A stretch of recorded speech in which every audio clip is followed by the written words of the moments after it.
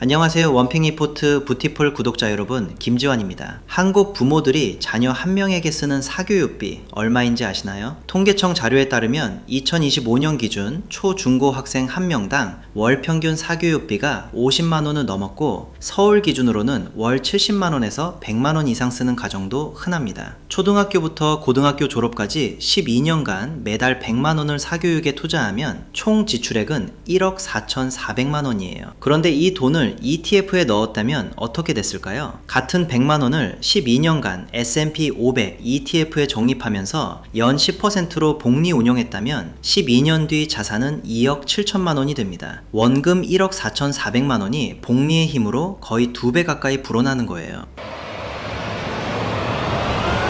원픽 리포트.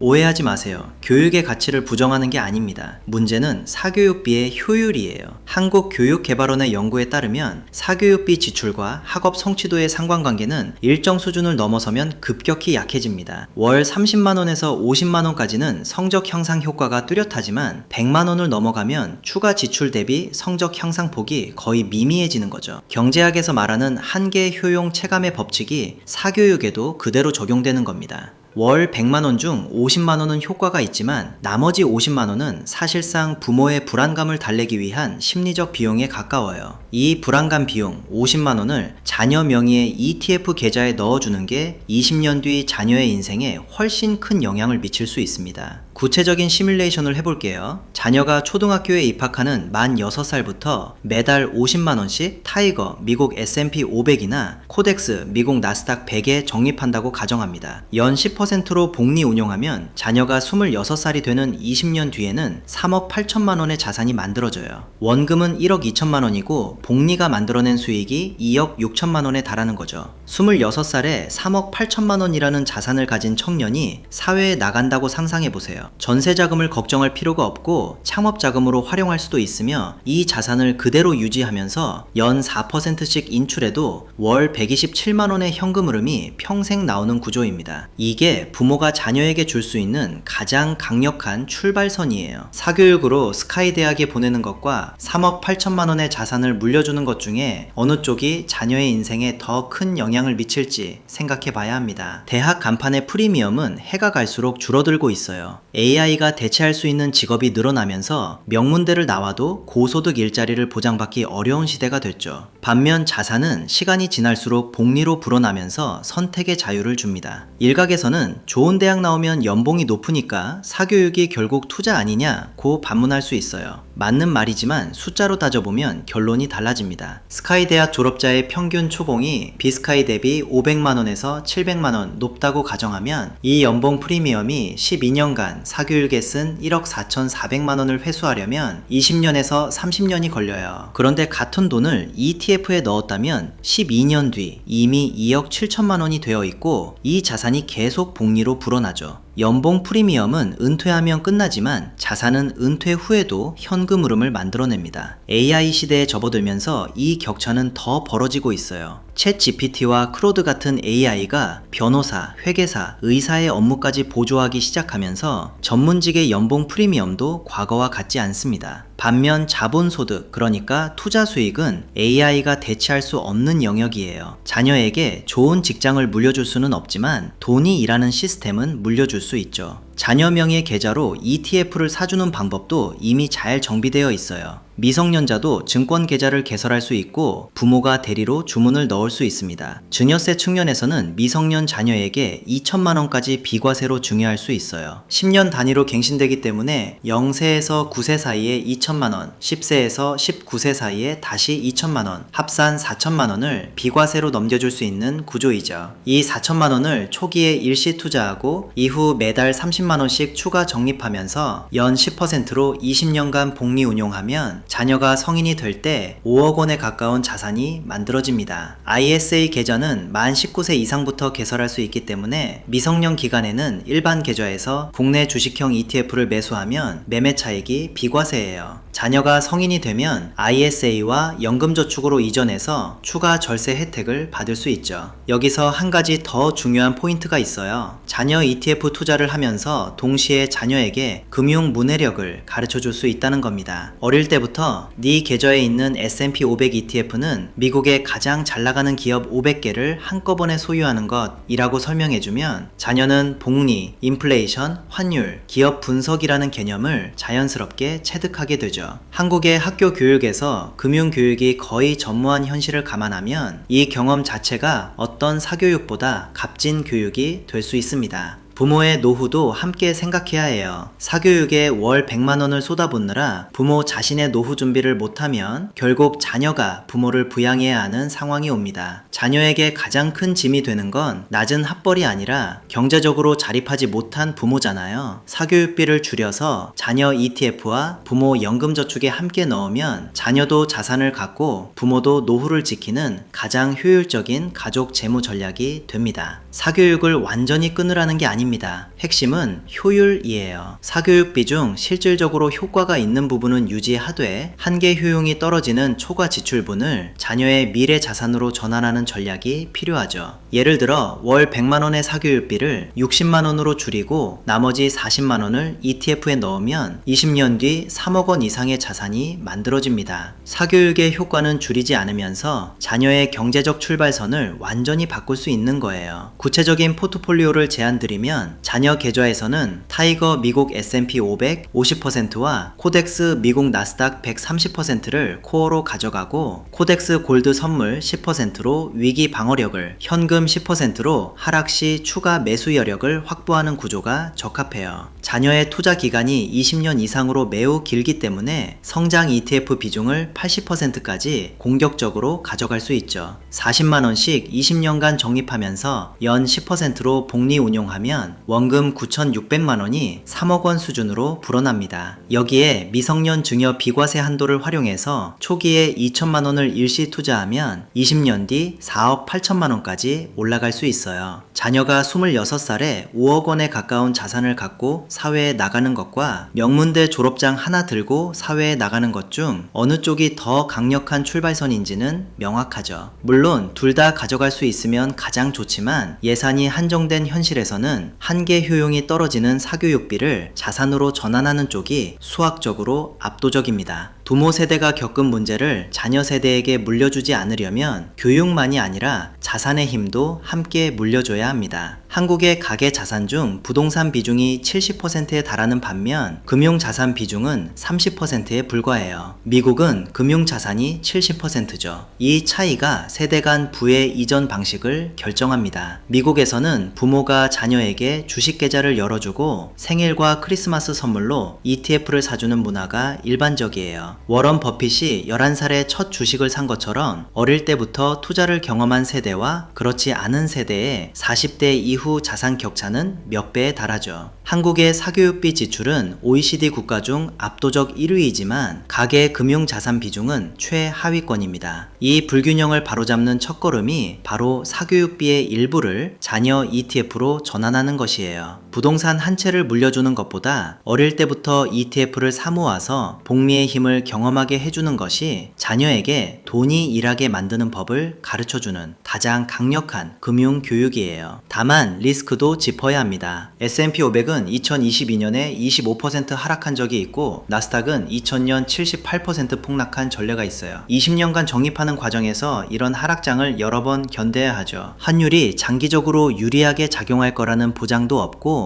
미국 경제의 패권이 영원히 지속된다는 가정도 리스크를 안고 있습니다. 어떤 투자든 과거 수익률이 미래를 보장하지 않는다는 점은 꼭 기억하셔야 합니다. 원픽 리포트. 정리해보겠습니다. 사교육비 월 100만원을 12년간 쓰면 1억 4,400만원이 사라지지만 같은 돈을 ETF에 적립하면 2억 7천만원이 만들어져요. 과거 수익률은 미래를 보장하지 않습니다. 하지만 사교육의 한계 효용에 떨어지는 초과분을 자녀의 ETF 자산으로 전환하는 것이 대학 간판보다 더 강력한 인생의 출발선을 만들어줄 수 있다는 거 꼭 기억하셨으면 좋겠습니다. 자녀에게 물고기를 잡아주는 것보다 물고기가 스스로 잡히는 시스템을 만들어주는 게 진짜 부모의 투자입니다.